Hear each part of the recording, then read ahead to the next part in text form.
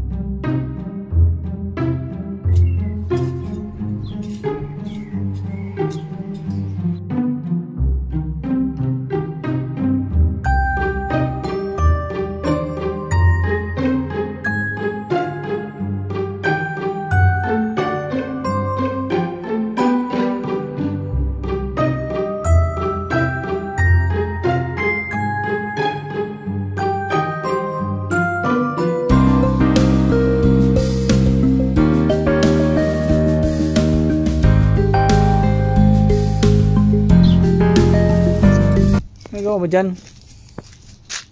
Tatanim tayo ng garden. Binuhat mo lang ito? Hindi lang yan. Bigat niya na. Ito tatanim mo? Oh, mahal garlic, $14 per kilo. So mga 24 ano yan. So guys, kakauwi ko lang galing trabaho. Ito yung inabutan ko. Kinalkala ng asawa ko yung lupa, pati yan, pati yun. Pagtutaniman ko ng kalabasa. Taniman daw niya ng kalabasa. Kaya yun, wala siyang magawa. Kaya, at saka yung doon, no? Tingnan natin yung ano dito. Tingnan natin yung mga potato. Yung potato mo na isa, wala na to, patay na yata. Hindi na to mabubuhay. Ayan, no? Nalanta yung isa. Binunot niya kasi, tapos matagal niya nilipat. Itong isa naman, naligaw lang to, yan, nilipat ko, hindi siya nalanta. Binunot niya, tapos tagal niya binalik sa lupa. Ayan, namatay. So ilalagay mo yan dyan. Dito. Papalit mo na pala akong tsinelas.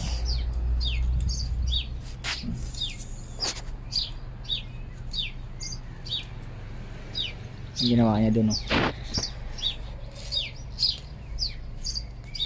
Sa linggo, lilinisin ko to. Sa linggo, tanggalin ko yung mga damo-damo sa ilalim na halo para masukal na yun. Wag yan sa ilalim, yung mga damo na halo. Yung mga damo lang naman para di masyado masukal. Tapos itong mga dahon na to, tanggalin ko. Ito pa putol mo tong ano, oh. Wag. Ito, oh, pinuputol niya yan kasi nakakaano. Hindi sila nag-ano yan, sila nagtitrim yan. Oo. Hayaan mo, alam mo nila yan. Tingnan mo rin doon, oh, hindi na tayo makakataon. Mas okay nga, mas makapal para mas pag namulaklak yung mas maganda. Ikaso ano yun? Diba? Yan, tinitrim nila kasi yan. Eh, sabi ko ano, kahit hindi na lang itrim para pag namulaklak, hindi mas maganda masukal. Parang ano yan eh. Parang rose din yan na maliliit. Ano tawag? Parang siyang namulaklak dati yan, bagong lipat ako eh. Mini, parang Rose siya na parang puti. Maliliit.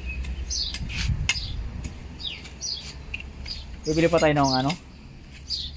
Gardening tools na ano, yung parang ang tawag nito. yung alaykay nga, hirap po. Alaykay o piko. Kaya mo na. Oh, yun, maltos ka na. Yun ang gloves. So yun guys, update ko na kayo pag nataniman na namin yan. Sunod na araw. Kasi partial lang ngayon. Nagagawa lang namin to pag hapon pag umuwi ako. Tsaka sa linggo. Yun, gagawin namin to sa linggo. Sa linggo na lang ito lilinisin ko. Yan. Tanggalin ko yung mga patay na dahon. Para lumuwag ng konti. Kasi makulimlim eh. Makulimlim yung loob, parang gubat. Babahay na ahas. Kahit naman nakalubog yung ibang garlic, lalabas pa rin naman yung ano niyan. Huwag masyadong malalim.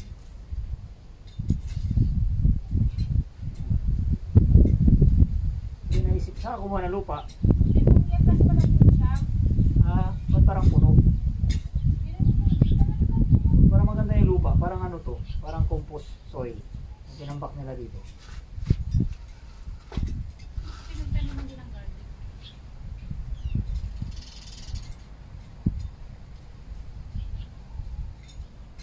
Pag lumabong to, ganda na tignan.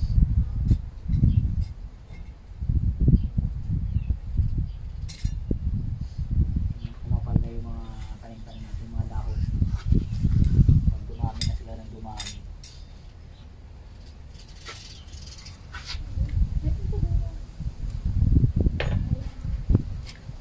Huwag dito, tataba to. Ha? Tataba yan. Ano tataba?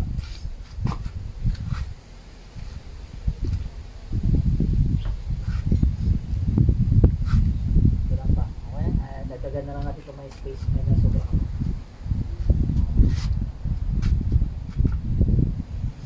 Huwag lang yung mga tao. Hirapan mga sabay doon nila.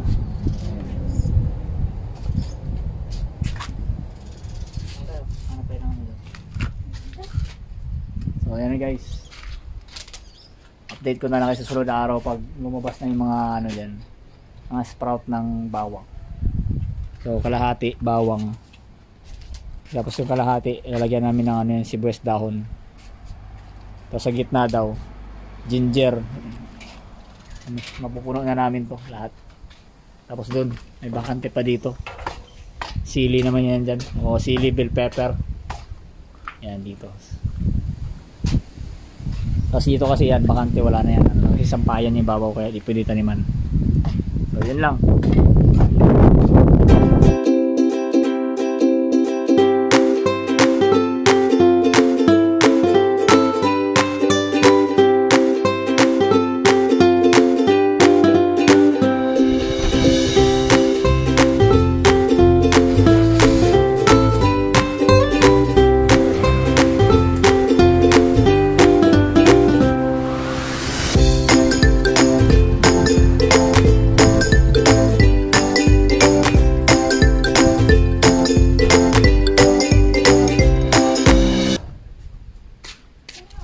Guys, gagawin namin to ngayon. So ito na yung araw kasi iba yung nakaraan, kalahati lang yung nagawa ko. So yan, linggo ngayon, wala magawa kaya yan, naisipan ko na tapusin na tong kalahati kasi malalim dito yun. Pumantay na siya dito sa sim concrete kasi minsan nalalaglag yung gulong ko kalahati. Di pantay kaya yun, pantayin na natin yan. Dito rin malalim yung part na to. Apasol.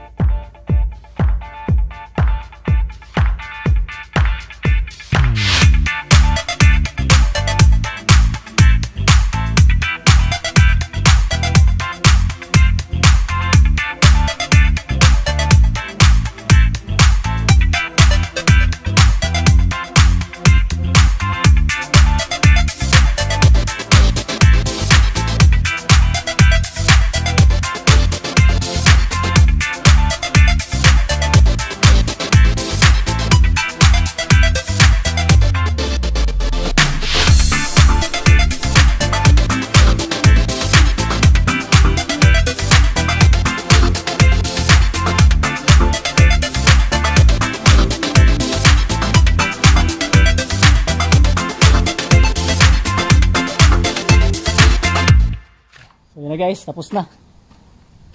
Yan, sa wakas. So, almost amat na yata simula nang sinimulan ko itong gawin. So, wakas tapos na siya ngayon. Yun, flat na yung garahe natin.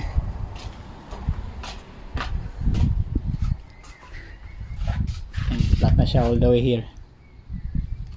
Pantay na yung gulong dito sa pagitan ng concrete at bricks. So, ayos na to. Job well done, boy.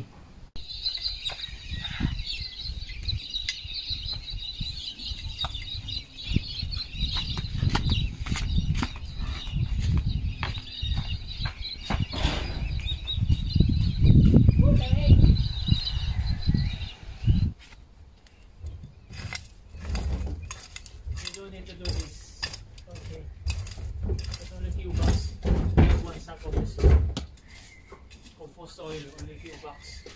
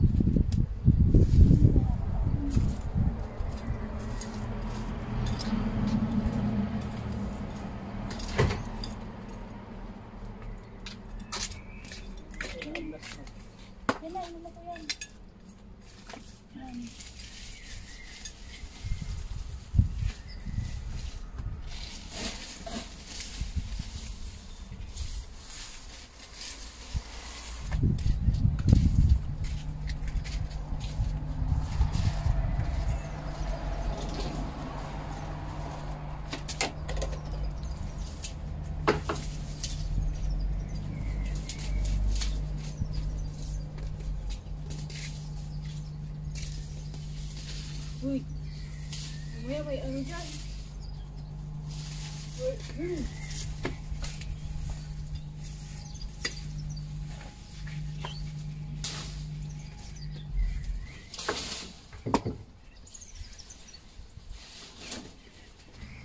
Malinis ko na ilalim, pinagtsagaan kong nakutin, grabe yung dumi. Ayan o, ito paano. Sunod araw na lang kasi parang uulan eh. Ayan, natanggal ko na yung mga damo na umakyat na agad dun sa looban. Ito na siya oh. Para siyang bagging. Ito na yung haba nito. Ayan oh.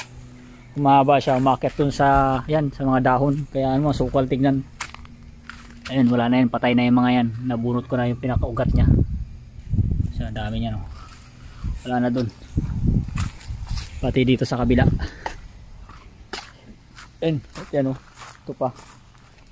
Yan, nabunot ko na lahat ng ano, ugat. So ito yung mga hinila ko galing sa taas. Wala na, malinis na ng konti. Ano pa to ha? Merkulis ng umaga. Pick up. Malala mo sa akin.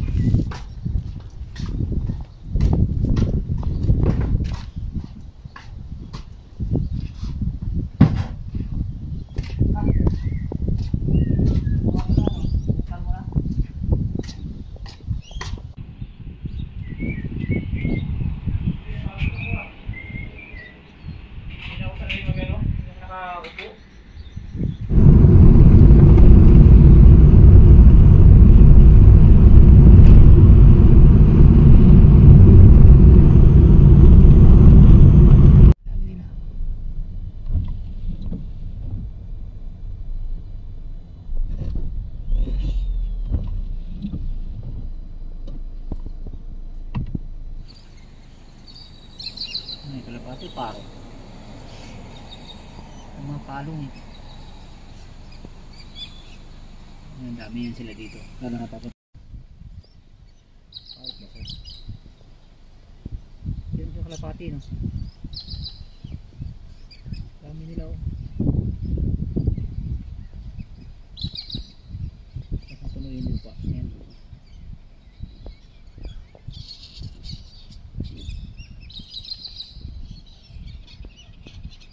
Mga palong siya eh.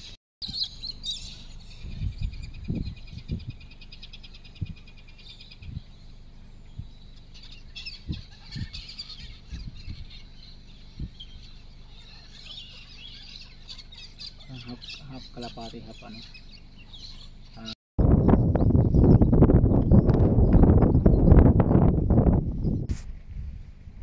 Guys, mabilis ang road trip lang. So, nandito kami ngayon sa Hawcraft State. So, parang grapevine something o winery ano sa farm. So, hindi ko alam kung para saan yan, pang wine ba yan o pang ano lang, pang market ano lang, fruits. So, yan, winery yan. So, nadaanan lang namin, parang ganda kasi tingnan.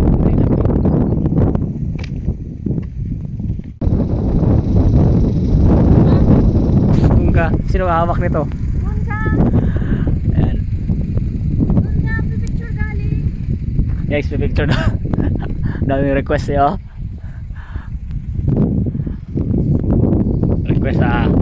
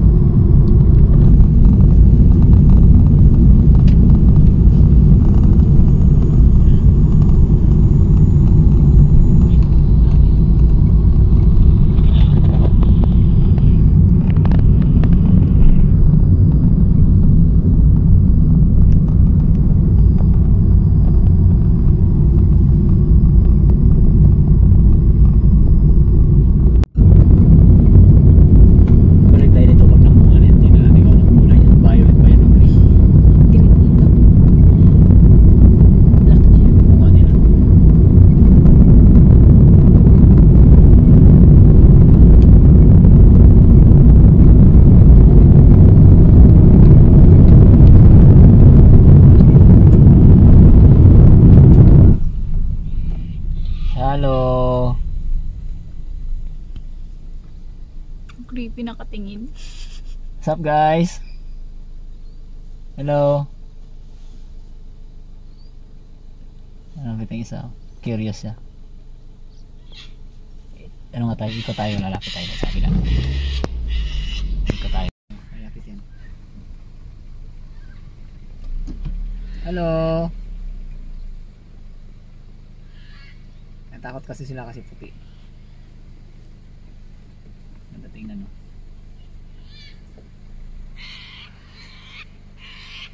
Natingin sila.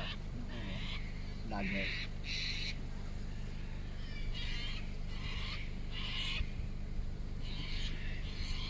Ayun na natin.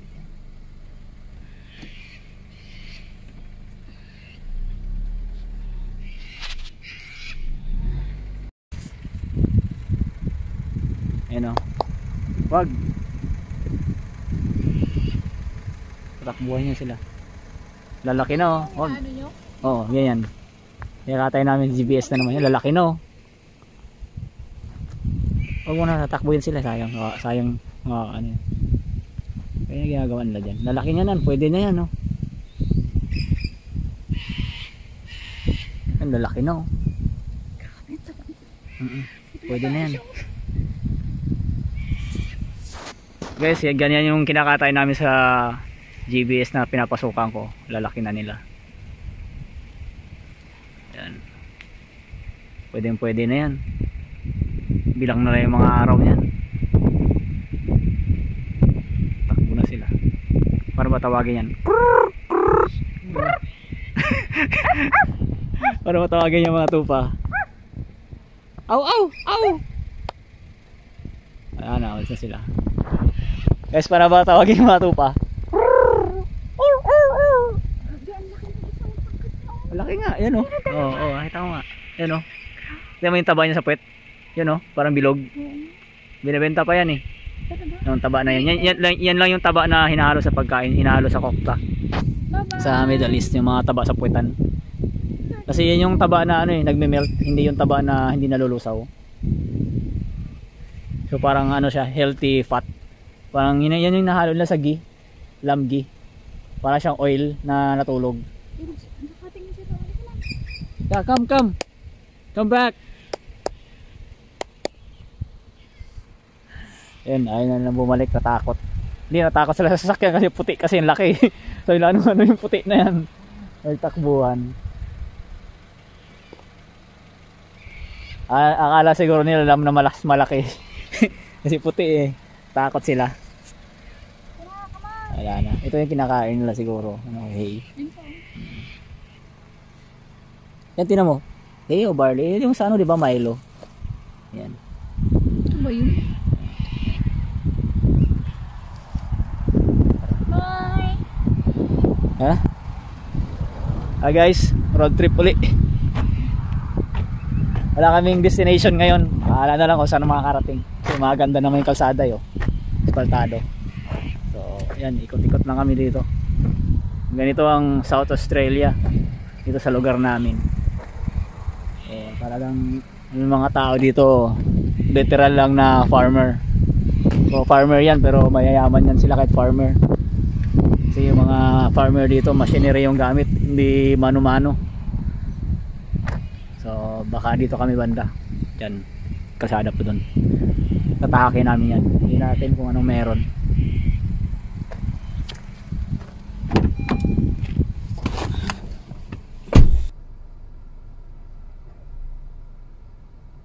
Nagutom kami sa ka-road trip namin, kaya kain muna kami ito sa Subway. Oo na nakaagad yun. Na agad ako sa extra cheese yan. Wala lang cheese yan. 4.3 no cheese kasi nagyari yan.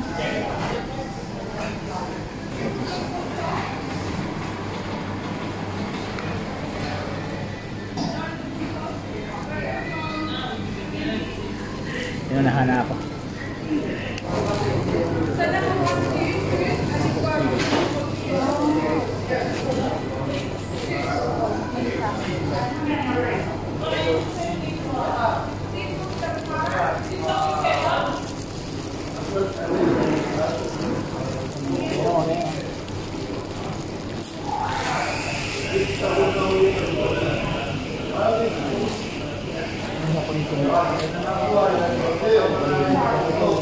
Mahulog naman.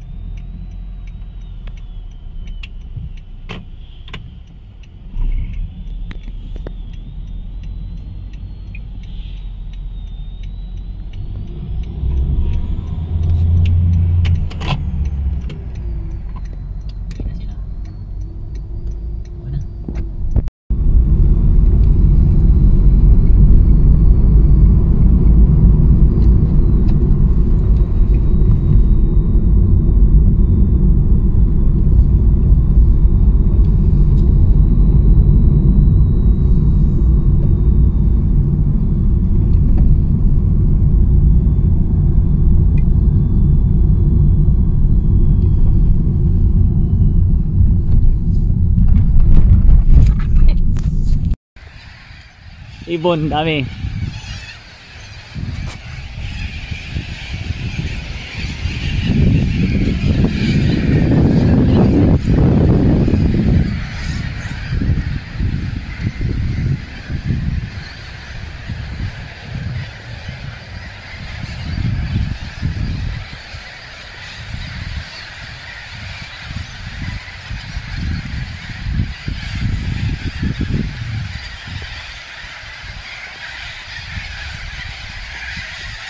Oh, yan na sila oh. After how many hours of work, it's time to go home. So yan na sila oh.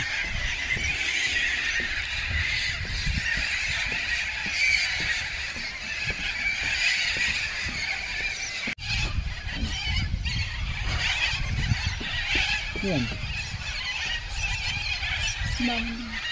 Parang kakatoy din naman. Hindi. Ito eh. Hindi eh. Pwede ko naman yung dito. Yung lamig. Guys, medyo ano na, ginabi na kami ngayon. What time is it? Bakit natin? Ano na? 6:30 na. Para maliwanag pa rin. Ay kung may dilim na dito ngayon, mga past 9, almost 9. Yun, doon pala siya didilim. Nag-iba na yung ano ng araw. Cycle. Ang dami nila dyan sa aso. Tignan mo yan. Zoom in natin. Ano yun? Ano? Makulimlim na guys, di nyo na masyado makita. Puro mga puti yan. Malalaking ibon. Ano ang dami nila oh. Parang mga singlaki ng kalapati. Ano? Dami nila.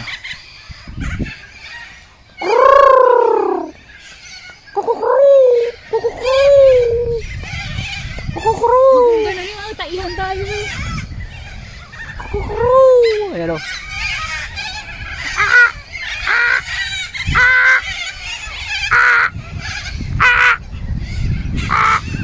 Ayan pa dito. Tingnan natin yan. Let's try. So go. Hindi pa natin napuntahan nyo dali. Abot balik ko yung lock ng kotse ko. Bakit hindi ka? Eh, abot pa oh. Ayan mo yun, abot yung lock. 2, 3. 1, 2, 3. Nag-lock siya.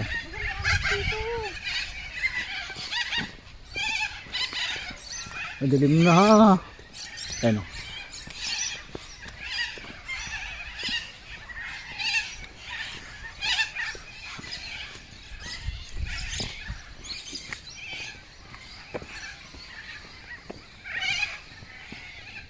Birds move. The reservoir. Ascaptures Bridge. Wala. Ito yung ano, yung doon sa kabila nakikita natin yung ano, horse truck. Ayun, horse truck. Yung nakikita natin doon sa may heart, doon tayo napagas eh. Yun doon. Horse truck. Kana. Huwag kang humahanga doon. Parang dam. Ito yung daan doon. Parang dam yan dyan. May daan din dito. Wala. Meron yan. Ganun. Picture lang kita dito, dali.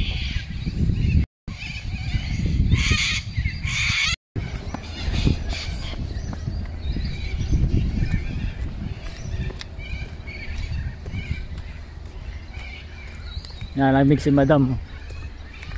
Nag-a-adjust pa lang yung katawan niya sa temperature dito sa Australia. Malamig daw. Ayan. Short ka pa. Sabi mo magbabaho ka ng pantalon. Pang picture mo lang yan. Saan yung pantalon mo? Yan yung sasabi ko. May butas na kahoy. Bawal putulin. Kasi pinamamahayan niya ng mga wildlife. May butas sa taas. Guys, sa Australia yung mga kahoy na ganyan, mga tumba, bawal yung kahoyin. Although yung mga tao dito gumagamit sila ng kahoy sa heater nila sa bahay. Pero yung mga ganyan na lumang kahoy tapos may mga butas, ayun bawal putulin kasi mawawalan ng bahay yung mga wildlife.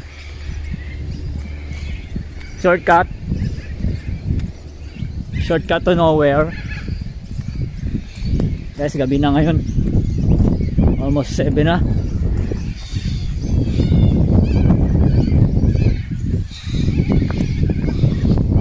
Ito kami sa lake.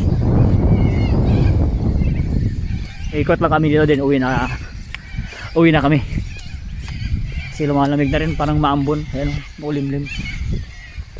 Wala akong dala sombrero, baka sipunin tayo, baka mabasa yung noo natin. Wala akong dala sombrero eh. Ambon na nga eh. Kasi madam naka-hoodie, ako wala, kaya dinala ko lang siya dito sa Lake Caravan Park para yan, na-experience naman niya. Last napunta ko dito nung mga sinaunang video ko pa, ewan ko kung napanood yun yung mga sinauna kong video. Nakabike pa lang ako dito nun. Tapos papakita ko rin sa inyo yung mga Australian dito, mga caravan life, van life nila, para makita nyo kung paano sila dito. Karamihan yung caravan, yung buwabiyahe sila dito around Australia. So yun gusto natin mangyari sa susunod in the future.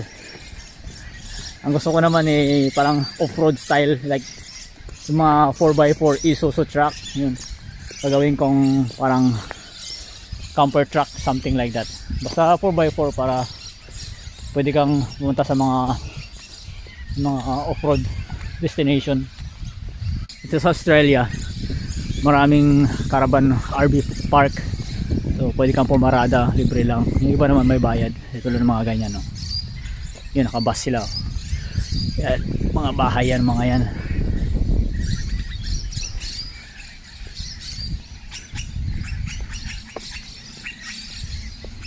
So ganyan lang sila dito, travel lang. So yun lang guys, sa vlog na to, uwi na muna kami kasi gabi na. So salamat sa panonood, please like, subscribe, and see you next time. Peace, bye.